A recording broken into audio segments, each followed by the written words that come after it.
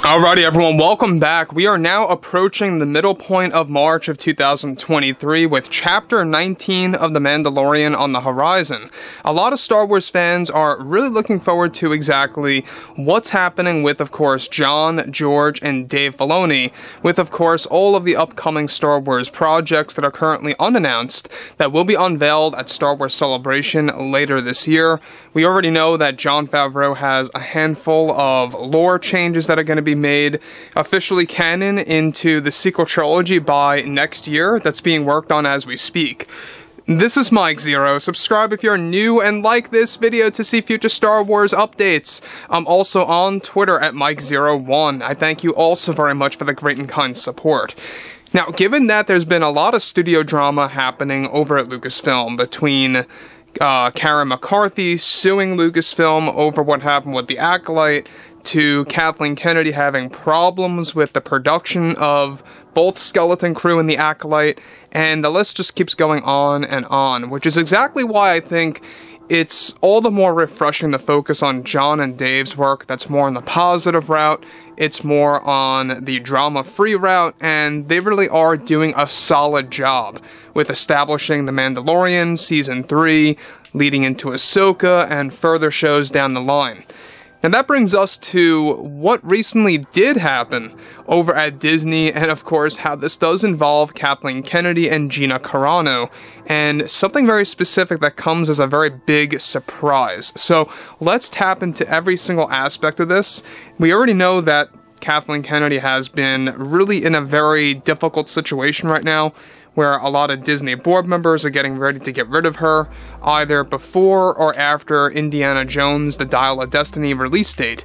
And really, their ultimate goal is to get her out by this August. That's really their main goal. So, on top of this, right now, both Disney and Lucasfilm are busy preparing to announce a handful of new Star Wars projects at Celebration this year. Further, it's noted that behind the scenes, there have been endless meetings between Disney executives about the return of Gina Carano, who played Cara Dune. Now, it's described that after the endless issues Kennedy has been dealing with The Acolyte and Skeleton Crew, however, it's noted that recently Kathleen has become so desperate in her recent meeting with Disney and is described to now be willing to rehire Gina Carano, and that she wants her back for the Star Wars franchise, but Kennedy wants to take the credit for her return before Disney plans to get rid of Kathy by this August.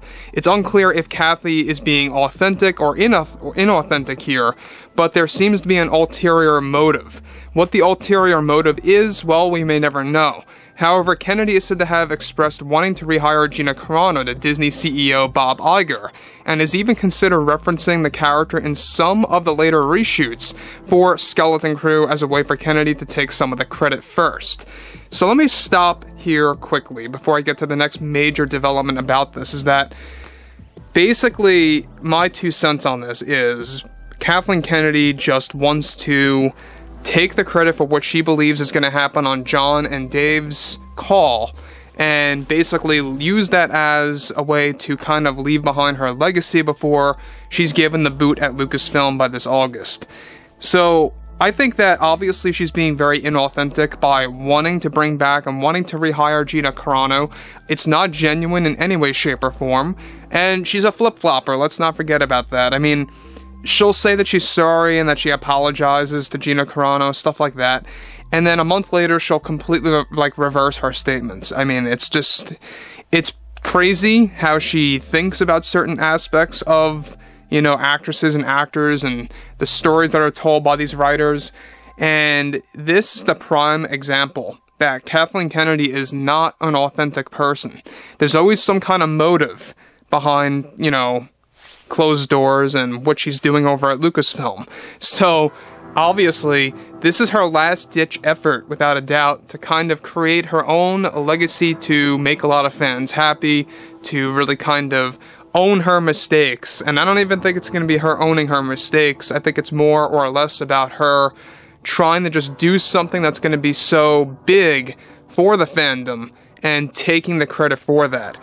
Now, there's a flip side to this. There's a silver lining, is that Disney does not want her to do this. They're not going to allow her to take the credit for all of this, and they're leaving it up to Jon and Dave, you know, really orchestrating all these different meetings about how they would bring back Cara Dune, how they would market her return, stuff like that. But Kathleen Kennedy keeps getting in between, trying to really take control of all of this.